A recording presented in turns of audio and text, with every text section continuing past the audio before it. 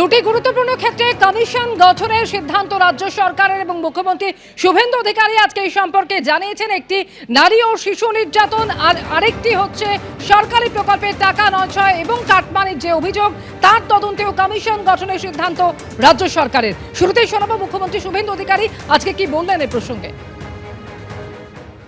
গত কয়েক বছরে পশ্চিমবাংলায় মহিলাদের উপরে, মা বোন দিদি এবং শিশু কন্যাদের উপরে যে ধরনের অত্যাচার হয়েছে, স্পেশালি এসসি এসটি এবং মাইনরিটিস মহিলাদের উপরে যেভাবে অত্যাচার হয়েছে, এই বিষয়ে আরেকটি কমিশন আমরা তৈরি করেছি। আমাদের কমিটমেন্ট ফুলফিল করলাম।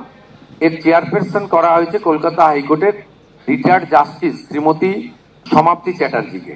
সেখানে মেম্বার সেক্রেটারি আমাদের এডিজি র্যাঙ্কের আইপিএস অফিসার আমাদের শ্রীমতী দময়ন্তী সেন, তাকে মেম্বার সেক্রেটারি করা হয়েছেন। মূলত মেম্বার সেক্রেটারিরা আমাদের গভর্নমেন্টের পক্ষে সমস্ত কোঅপারেশন করবেন এবং নেতৃত্ব দেবেন। পুরনো পেন্ডিং ইডি বা এফআইআর যেগুলো পড়ে আছে সেগুলো কালেক্ট করবেন।